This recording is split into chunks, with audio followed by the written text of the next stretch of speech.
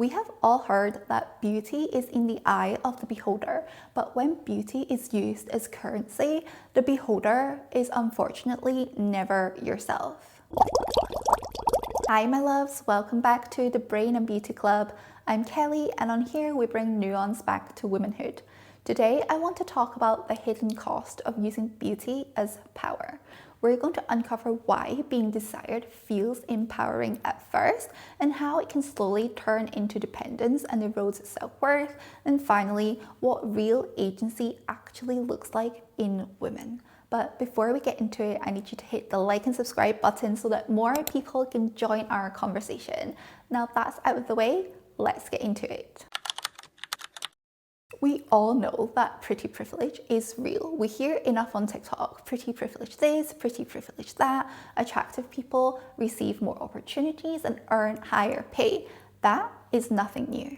But what is rarely talked about though is how unstable that power is and what it costs women when beauty becomes the thing that we build our lives on. Beauty does open doors and it can make life easier, so in that sense it does hold power. But to understand that power, we need to look at it through the lens of social capital. French sociologist Pierre Bourdieu breaks down capital into three fundamental forms. We have economic capital, and that includes things like money, property, financial assets, and other material resources. Then we have cultural capital, which is the non-financial social assets that promote social mobility beyond economic means, such as knowing how to discuss classical music, owning a library, or having a university degree. Then we have social capital, which is basically just who you know, and that is resources from social networks, connections, and mutual recognition, such as having friends in positions of power who can help you with a job opportunity. And capitals can be converted into one and other.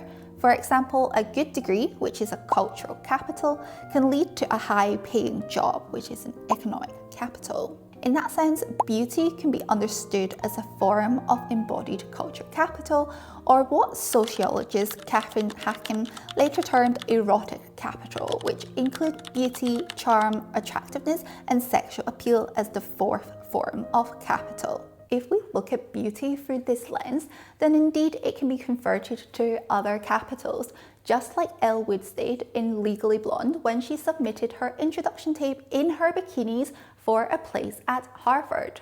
So if beauty is a form of capital, we need to ask ourselves, how stable and reliable is this capital? We have all heard that beauty is in the eye of the beholder, but when beauty is used as currency, the beholder is unfortunately never yourself.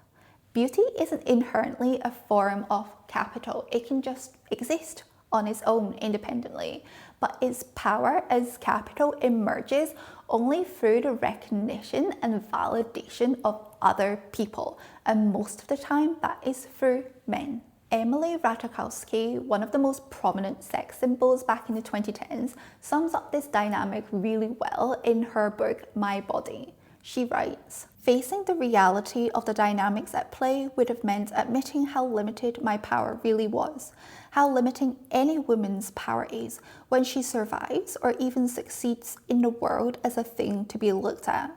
I so desperately craved men's validation that I accepted it even when it came wrapped in disrespect. I was one of those girls in that room waiting, trading my body and measuring my self-worth in a value system that revolves around men and their desire." When you treat beauty as currency, you're outsourcing your leverage to someone else's desire. That means that your power is actually conditional. If the beholder stops seeing your beauty or seeing you as valuable, then your capital disappears. For many women, what feels like empowerment is actually just a survival strategy. They mistake visibility for power and desirability as agency. So what happens when beauty stops being something that you have and becomes something that you use to survive?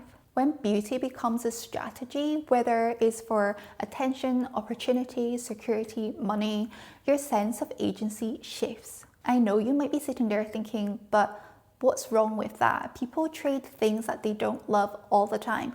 People work a job that they hate for financial security. So how is that different from dating a man for money or trading your beauty and use it to access a softer, more comfortable life? In fact, the idea of being desired and supported for financial security through trading your beauty sounds much better than working a job that you hate. But what a lot of women don't want to admit is that the difference isn't really what you're trading, but which part of yourself becomes the product and what that does to your sense of identity and dignity. When you trade labor, you're trading your time, your effort, your skills, your knowledge. These are tied to your behavior, your role, your productivity, not your body. But when you're trading beauty, you're trading your face, your body, your sexuality that is tied to men's desire, and your body becomes the product. Self-objectification doesn't happen when someone reduces you to your appearance. It happens when you start seeing yourself in that way too. And this can erode your self-worth. And over time, the less self-worth that you have, the more you want to self-objectify to seek external validation, creating a toxic cycle. I want to be clear that this isn't about putting shame on women for self-objectification because, like I said in my last video, we are all victims of internalized misogyny. This is more about raising awareness for us to recognize the cost of something that seems harmless. You don't have to go as far as being a sugar baby or an S-worker to participate in this toxic cycle. Even just using beauty as your main source of validation, posting thirst traps, chasing compliments, measuring your worth through attention, they're all the same ideas in different fonts. Real empowerment comes from agency. We're not going to sit here today and pretend that pretty privilege isn't real, because it very much is real. Like I said, it can open doors for you and it does work. But in order to participate in the game and not be consumed by it, we must first realize that we are playing the game. You can't have agency if beauty is the only thing that you rely on. Real agency looks like having financial security, wisdom, experience, knowledge, skills that are independent of how others perceive you. Real power comes from having options. The option to decide whether you want to trade beauty or not. If trading beauty means that you have to sacrifice your self-worth, your self-respect, and your dignity, then you have the power to walk away. And to be in a place where trading beauty is an option, not a survival strategy, you need to have cultivated both your inner world and outer world enough so that saying no doesn't feel like your entire world is going to collapse. And that's all I have for you today. Remember, softness isn't about shrinking. You can be delicate in your presence and powerful in your mind. I will see you here next Wednesday. Bye.